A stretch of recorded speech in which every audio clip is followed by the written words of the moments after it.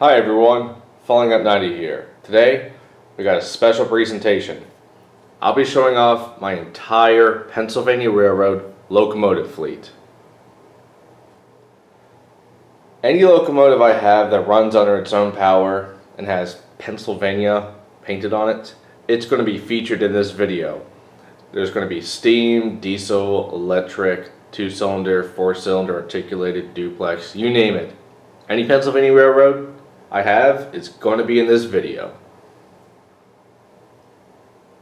Long before the idea of making this video, I knew well in advance that I had more locomotives in my collection of the Pennsylvania Railroad than any other road name. I might have like 2, 3, 4, maybe even 5 locomotives from a said railroad, but nothing comes close to the Pennsylvania Railroad. Even in this shot, you can see that there's a bunch right there. So I'm also going to be able to finally figure out how many Pennsylvania Railroad locomotives do I have in my collection. I have never known this before, so this is going to be a first, and I'm very excited to see what that's going to turn out to be.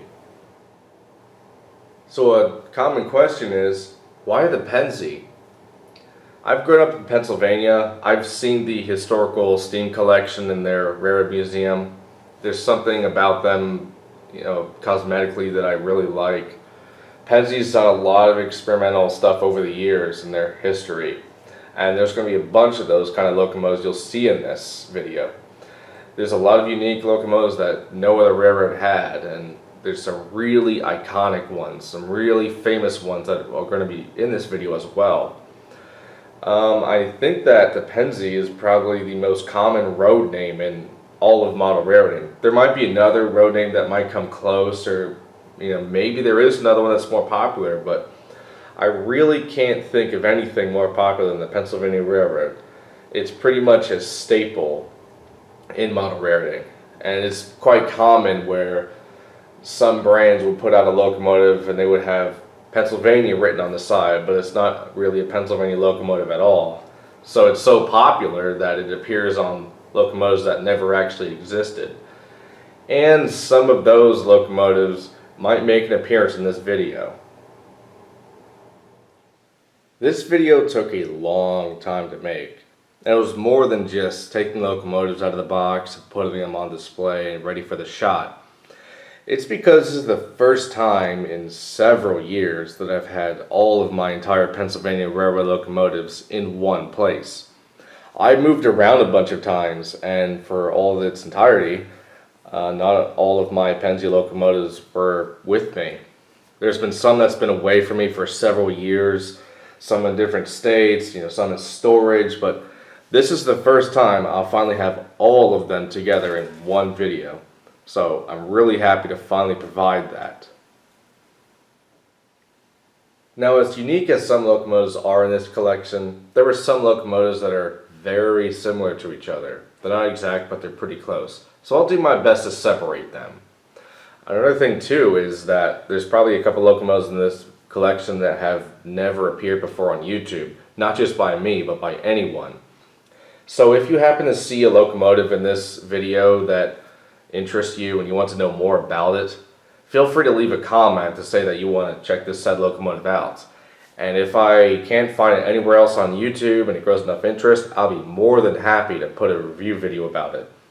And that's kind of the great thing about a video like this, is because people get to see locomotives that they probably never knew existed in all of model railroading, so I'll be more than happy to provide that.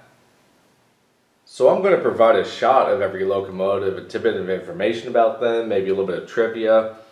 And this video doesn't show anything in any particular order. It's not going to go by the size of the locomotive, the era, or the date of purchase. It's just going to be a hodgepodge of all the Pennsy locomotives, minus having 2 very similar locomotives next to each other. So that's pretty much it. So sit back, relax, grab a snack, and enjoy the show.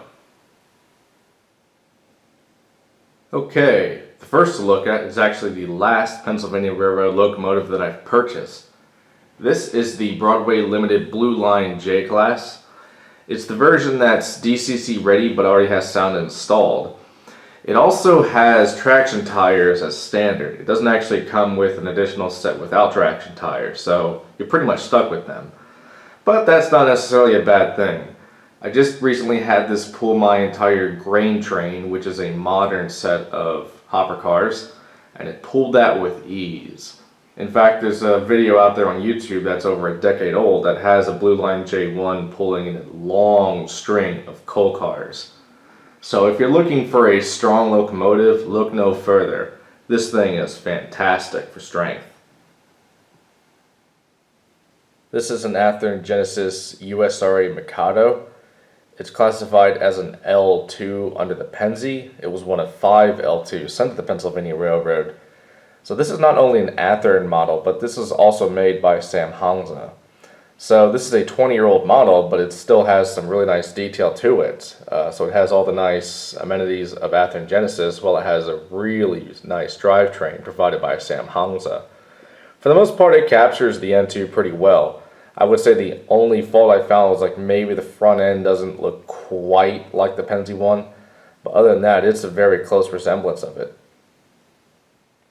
This is an early Bachmann Spectrum K4. Now, since it has the round number plate, that gives a sign that this was built by Baldwin.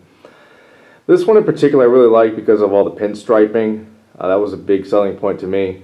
I picked this up at a train show a couple years ago for about 25 bucks, and this thing had a lot of problems to it.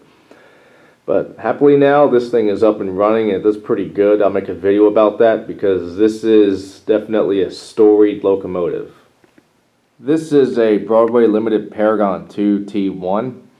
It's the first locomotive I ever purchased that has sound and a smoke unit. So this was by far the fanciest locomotive I owned at the time.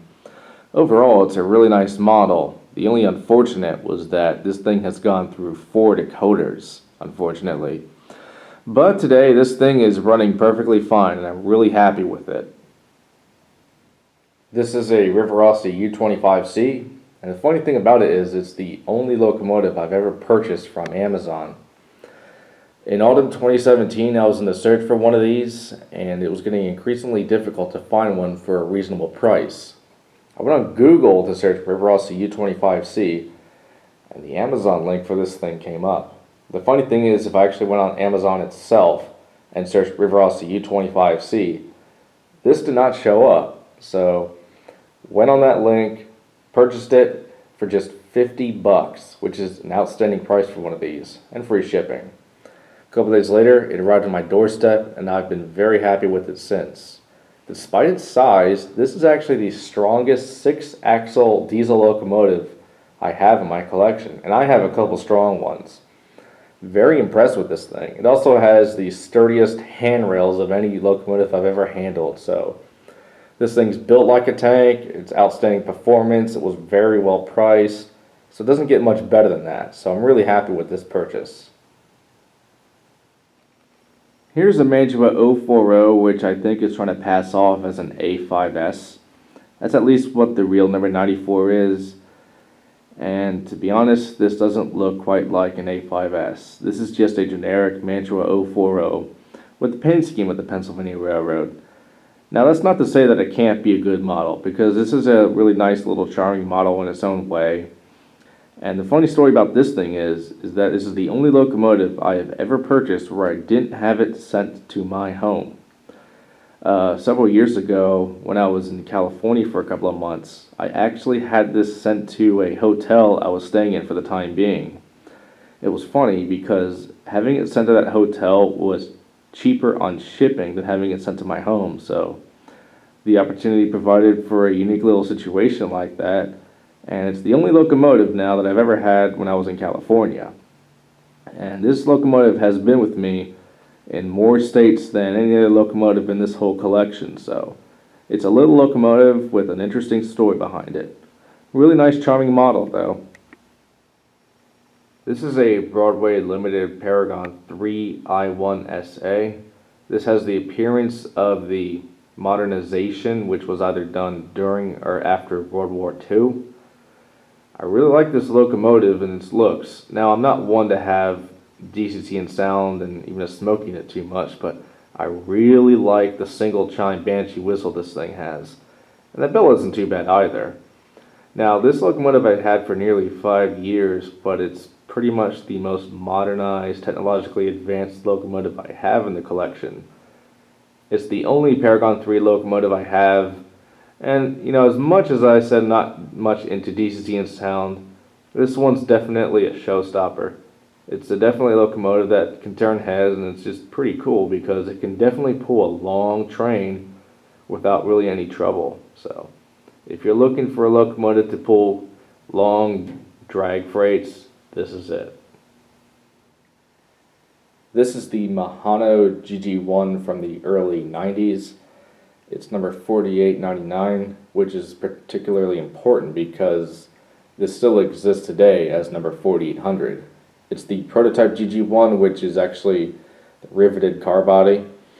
Now, I'm not sure how long it had this particular paint scheme, but in my opinion, this is the best looking scheme that any Gg1 ever received. I'm not sure why it didn't catch on, but I think it looks really good. Now, IHC also released this one more time in their final Gg1 release, and no other brand has actually put out the Gg1 with this particular paint scheme. It's really eye-catching, and it's pretty much the sole reason I picked this one up. Really happy with it. It is 25 years old at least, but it still runs really well. This is a Challenger Imports Brass M1A. It was built by Sam Hongsa in 2000, so this came out before any of the Broadway Limited M classes ever did. In fact, I think this came out before Broadway Limited was even a company. Now, this thing may not have DCC or sound or smoke, but what it lacks in features, it makes up for in detail, because this thing is outstanding. The detail on this thing is just exquisite. It's one of the nicest brass models I've seen in HO with this kind of detail. It is bar none one of the best. And its performance is just as good. It is smooth as silk. It runs really quiet. I'm very, very impressed with this model. And despite all the nice features about this thing, I picked it up for a very, very convincing price. So this is one of the nicest models I have probably in my whole fleet. This is the first of a bunch of Mantua 442s that you'll be seeing in this video. This, I believe, is classified as an E3 SD. Now, unlike the other Atlantics, this is the only one that came as a kit form.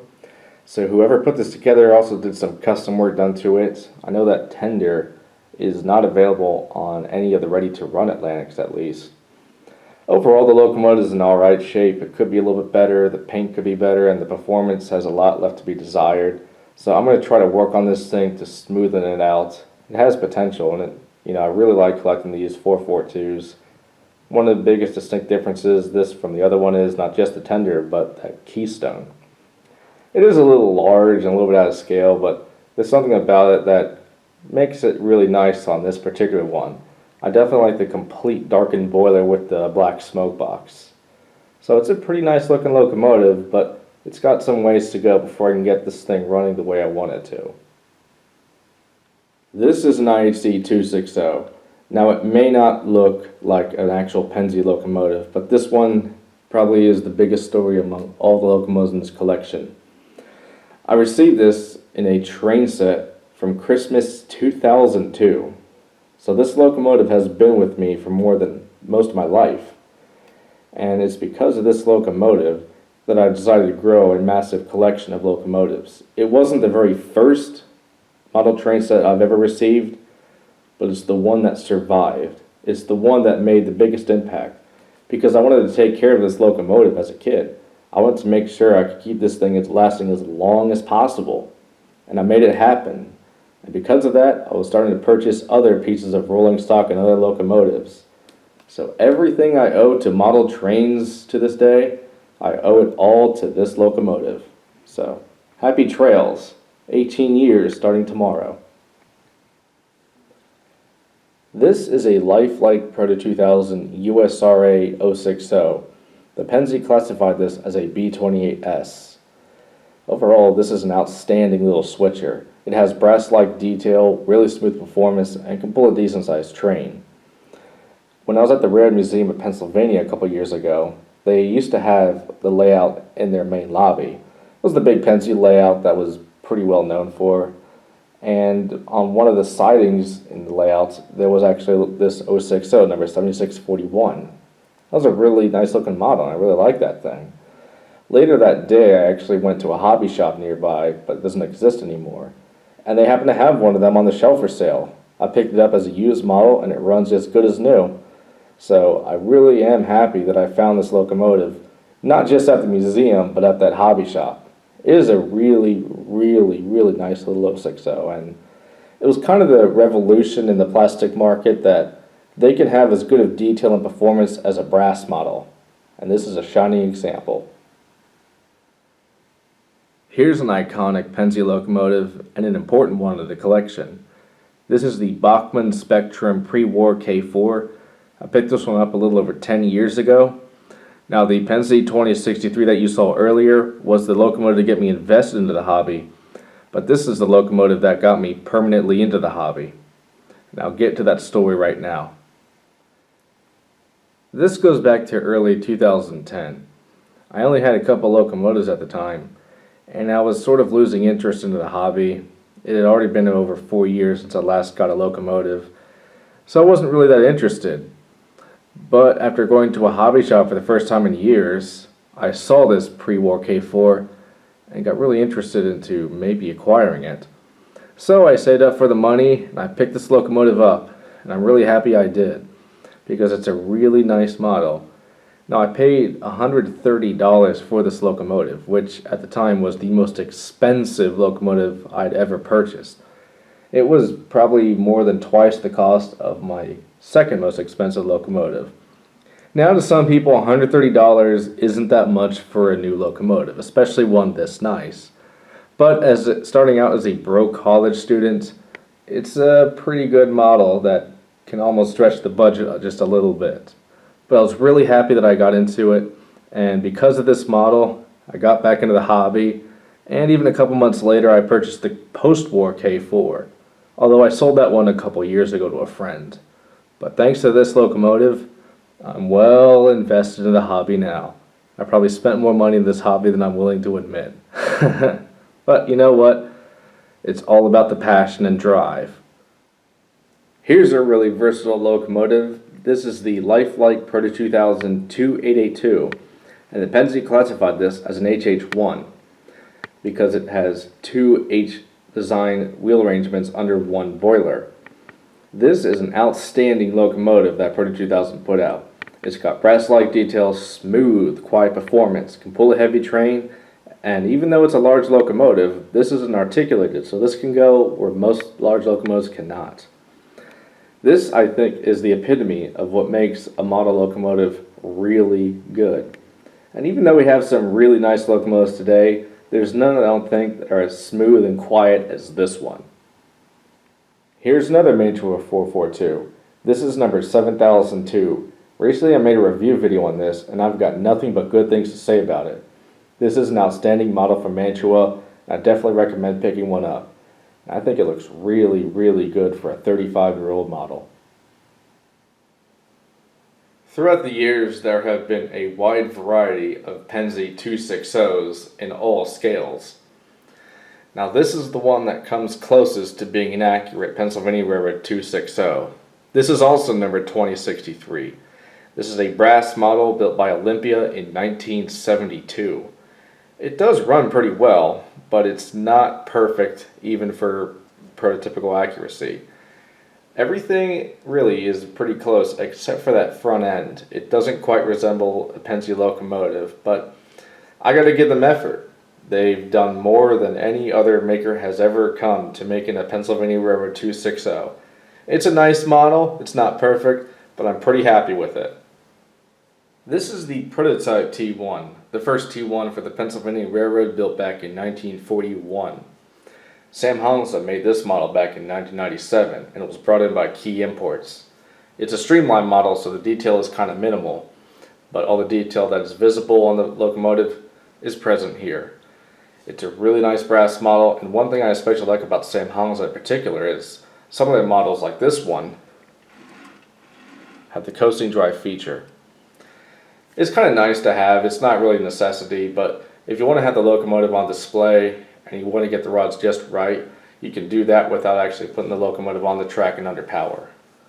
Now, one thing I like about this locomotive, differently from the other T1s, is that striping along the tender along with the larger keystone. I really like that look, and even though the regular T1 scheme looks pretty good, this one I prefer. It's too bad it only stuck around for the first two T1s.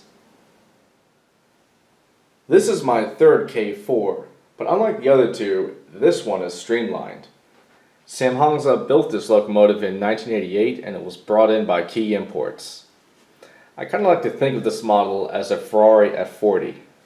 They're both from the late 80s, both from an exotic manufacturer from a limited production run, and both are very, very simple. But both are very good at what they're meant to do. Have really, really, really good performance and look really good doing it. Because this is an outstanding model. It's really smooth, it's free rolling, it's very reliable, but it's very simple. And it looks really good doing it too. Now, this is one of the few locomotives, I'm not trying to take away anything from the locomotive itself, where I think the tender looks better than the engine itself. There's just something about that tender that's really striking. And it's not like that on any other Pennsy model, but overall, this is a beautiful locomotive. Here's another iconic locomotive that needs no introduction. D16SB class number 1223. It was built by Samhangsa in 1989 and brought in by Railworks Limited. 1989 is also the same year that the actual 1223 was last under steam. And this is also the most recent version of the 1223 in HO scale. Since then, no one has bothered to make one ever since. This, however, is an outstanding model. It captures 1223 almost perfectly. It's a gorgeous model, the paint scheme is outstanding, it runs really, really smooth, very impressive model. Unfortunately, there's only so many of these out there. I'm not sure how many, but let's just say there's not enough. And there's more demand than there is actual models out there. So I really hope, just for the sake of everyone else, that someone else out there will make a new 1223, whether in brass or the conventional market. Let's hope for something in the future. But until then, this is a fine model to enjoy. This is an Alco Rs3 from Athearn. It's a ready-to-run model and it looks really good. I'm not too knowledgeable about this, but I'll get into its little story in just a moment. Alright, so this is an A and B unit of a Fairbanks Moore Sea liner. These are from Lifelike's Proto 1000 range. These are really nice locomotives, and they're probably some of the strongest 4-axle locomotives I have in my whole collection. I didn't know much about these locomotives. In fact, I didn't even know they existed until I received these. And even though these are streamline-ish, these are actually freight locomotives. Now I'm pairing these with the Alco Rs3 that we've just seen. And that's because these three, along with a bunch of old freight cars, were given to me by a distant cousin. So Craig, if you're watching this, thanks again for giving me these locomotives 8 years ago. These are really nice models and I genuinely appreciate that. I've taken very good care of them and hopefully someday you get to see these again. So that's about it for these, because I don't know too much about them, but they're really nice models. Here is another obscure Phantom. This is also the only locomotive I have that's painted as the Pennsylvania Line scheme. Pennsylvania Lines originally referred to the Pennsylvania Railroad line west of Pittsburgh, and I think it was just Pennsylvania after World War II or even the 1930s. Again, this is dressed up as a Pennsy locomotive, but it doesn't look anything like a Pennsy locomotive. This is number 8279. I don't even know what locomotive this is based off of. My guess is Pennsy probably did have an 8279 as a 260, but I don't think it had an oil bunker like this one does. A friend of mine has this exact locomotive, but it has a coal tender instead. Same number and everything, so I'm not sure what the aim was for this model. It's kind of funny though. Alright, here's another pair. This is the Walthers Proto 2-pack of E8As. These have some really good lighting, detail, and perform really well. These are also some of my favorite passenger diesel locomotives. I think these are also the last new Penzi locomotives to have the 5-stripe. These were made in 1950, and the single stripe first occurred in the mid-1950s. Now, I only picked these locomotives up last year, so it's going to be a long shot to actually pick up the streamlined coaches that go with this train, but someday I'd like to pick those up as well, because if they look at anything as good as these locomotives, I'd definitely be interested in taking them. Here's another Mantua 442. This is number 1067, which I believe is based off of an E6 class. Now, for the most part, it captures 1067's look pretty well, except for the valve gear. This model has Stevenson valve gear, while the actual 1067 has Welshurst valve gear.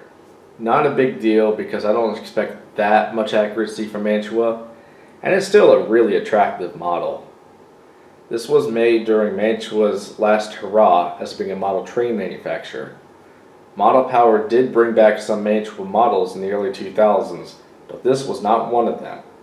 So, this model from 2000 is one of the very last 442s made from Mantua. It's a really good looking model, and hopefully you can find one because I'm very impressed with this, and it makes a very good model for any Penzi fan. Here's another Gg1. This is number 4880. This has the mid-1950s single stripe Congressional Limited scheme. This is my second favorite scheme of the Gg1s. This is actually from IHC's Premier line, so it does have the dual motors and it performs really well.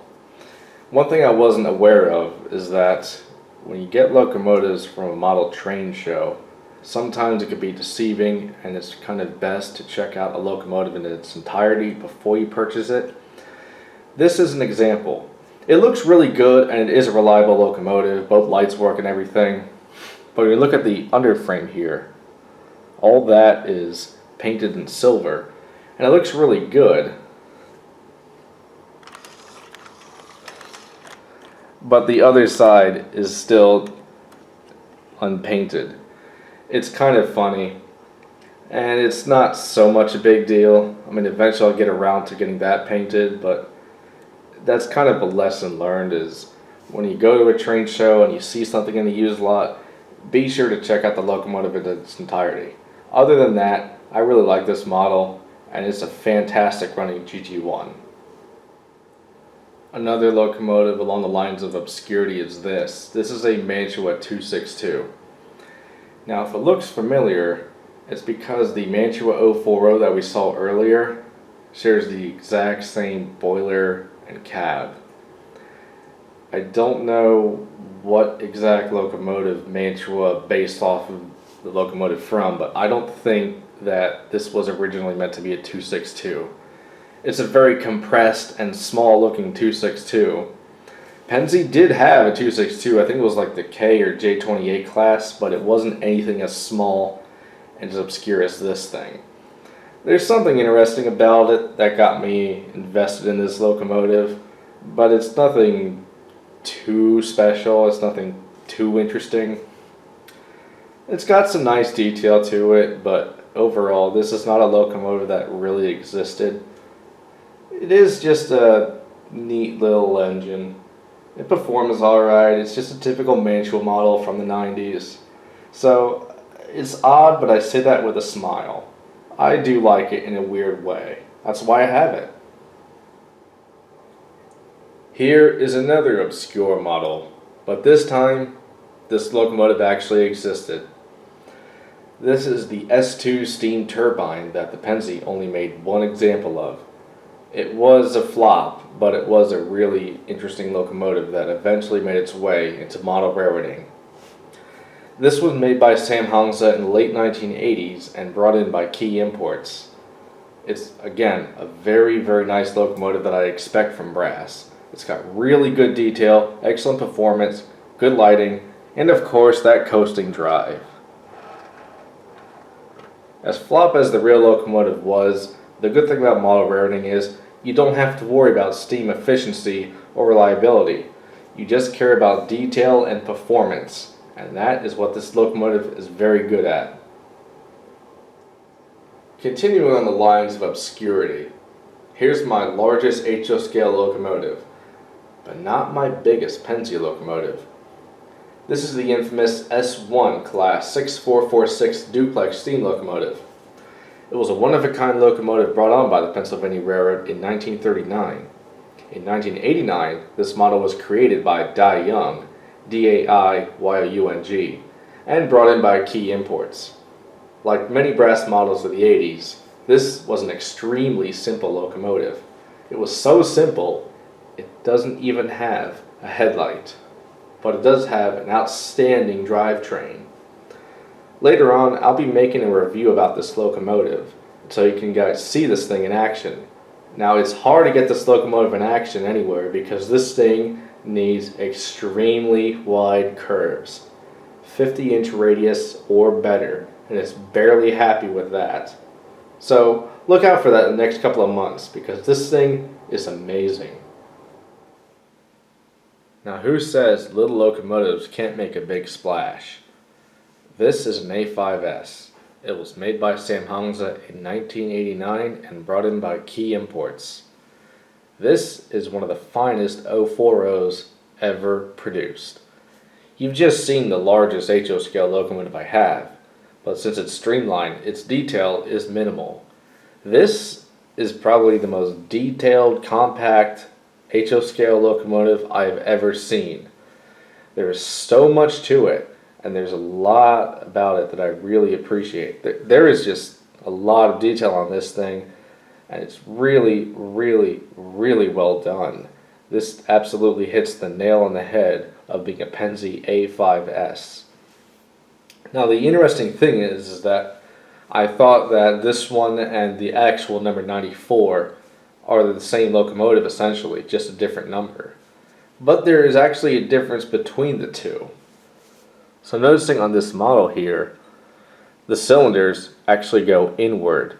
If you actually look at the A5 number 94, the cylinders stand out a little bit. So it's kind of interesting just to see that one little detail is a difference even in the same class. But it's just those kind of details that you see on a brass locomotive like this and nothing else. So outstanding job here. This is a fine little engine. This is the fourth and final Mantua 442 Atlantic, and I've saved the flashiest one for last. In fact, this is one of the flashiest locomotives in my entire fleet. Not just Penzie, but everything.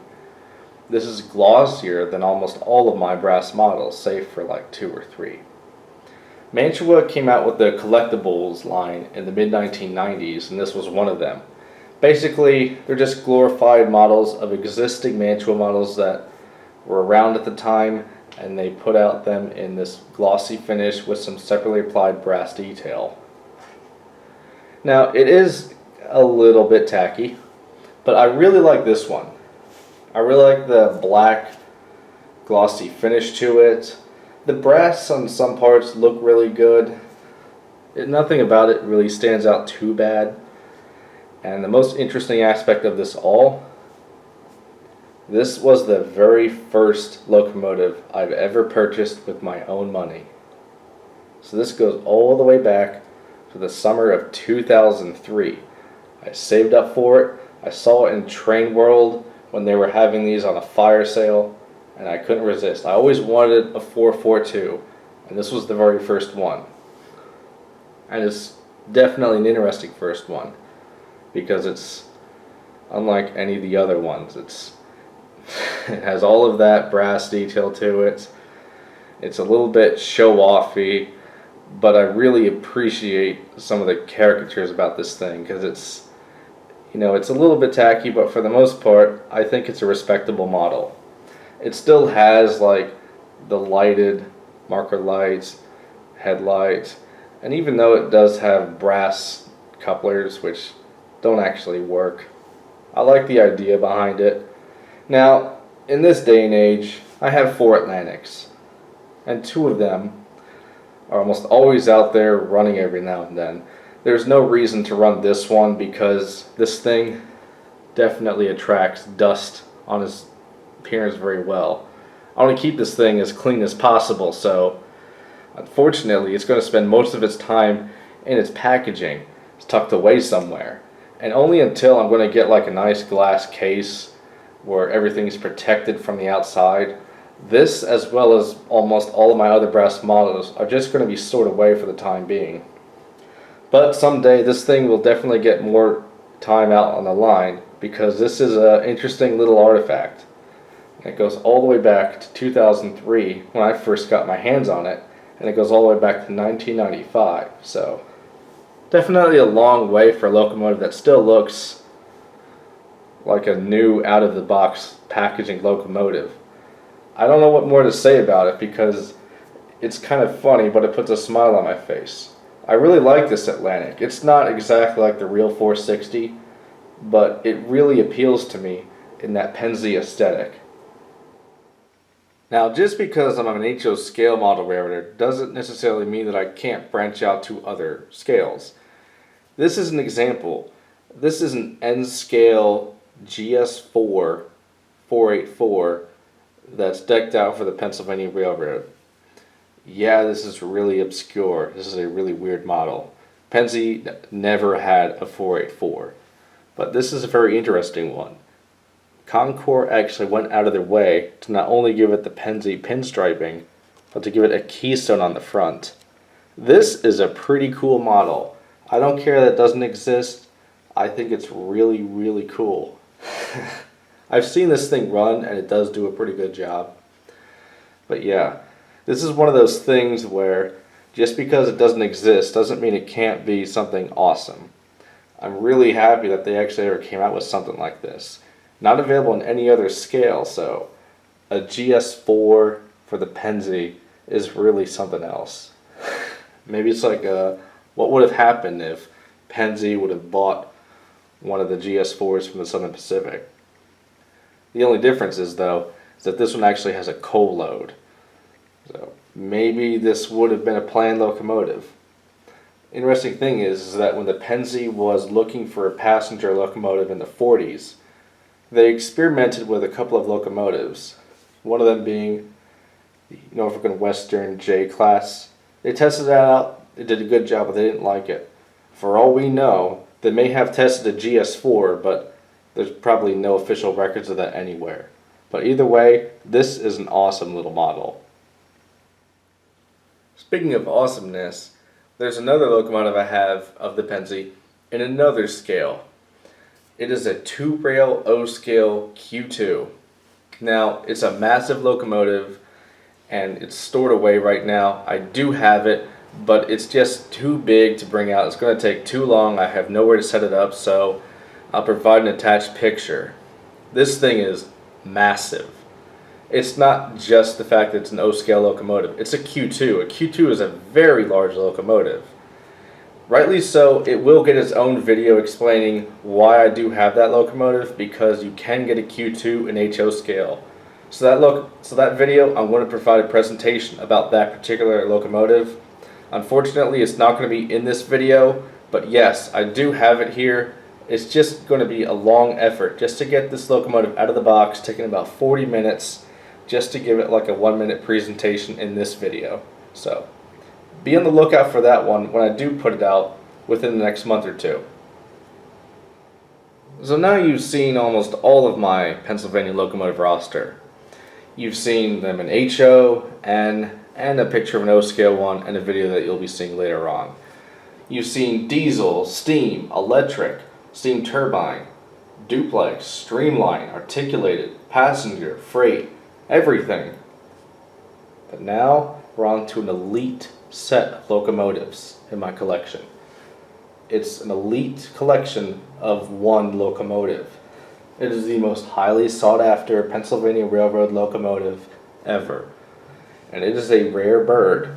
It is so realistic that people say it's really hard to capture any other authenticity from any other model. It's not what you think it is.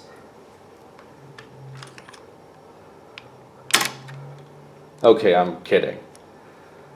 This is a 260. Now, it may look like an IHC or Mahano 260, but it's not. It's actually the predecessor. This is what those models are based off of. This was made by a company called Pemco, and it's from 1980, making it my oldest plastic model. What really intrigues me is not only the fact that it's an oil burner that has a keystone and no number, but also the fact that the Pennsylvania lettering on the tender is offset into a corner. I don't understand that, but that's a very interesting thing about this thing. And once more, the most obscure thing of all is, it's the only locomotive in my whole collection that is tender driven. It's not bad, but it's not that great. I can give appreciation for a model this old, but this is nothing special. There's not too much information about this model out there, or Pemco in general. A lot of the IHC Mahano models are based off of Pemco models from their older times. I kind of like this in a weird way. I wouldn't get this as a standalone model though. The reason why I got this is because I had the IHC one, so I figured, hey, why not get the Pemco one? It's also Pennsylvania, and it has an oil tender and an offset Pennsylvania lettering.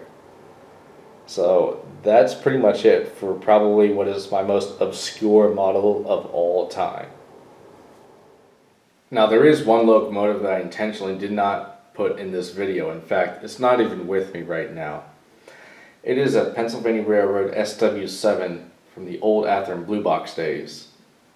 I received it as a very, very small child back in 1997. It isn't powered though, it's just a dummy. And it's a really basic, little Atherton Blue Box model. But that was my very first experience ever with HO scale, 5 years before I got the Mogul train set. Now, unfortunately, unlike the Mogul, I wasn't really mature enough to know how to take care of a model train. In a very, very tiny way, maybe I tried to, but it didn't last very long. And that's a big reason it's not here with us today, is because it still exists, but it's dogged out. That thing is beat up. All the detail on it is missing. Even the truck detail has been snagged off. And the body, the shell itself, is in really rough shape. The paint's pretty faded, so there's not too much left of it. It's not really worth bringing it here because it's not even a power locomotive. It's too far gone to really restore, and it's not going to look good being on display anywhere. It's pretty ugly right now. And I hate to say it because it's the very first locomotive I have ever had in HO scale. It may not have been the first powered one, but it was the first that I've ever seen in this size. And it's too bad to say that it's pretty much worthless at this point, but it definitely makes for a little artifact from my childhood. So that about wraps it up. I'm glad you got to see my entire Pennsylvania Railroad locomotive fleet. It's definitely taken a long time to make this video, and there are some locomotives that were intentionally taken out of the box just to be shot in this video, only to be put away. There's some locomotives that I actually had out on display for months in preparation for this video, and now those locomotives are put away. There's still a bunch of Pennsy locomotives that I have out on display, and they're going to be out for a while because they run really well, they look really nice, and why not keep them out? But some other locomotives will be taking over this particular spot, sort of like a changing guard, because there's plenty of other locomotives I have put away that definitely deserve their time to be on display. But thank you very much again for watching. We'll see you next time.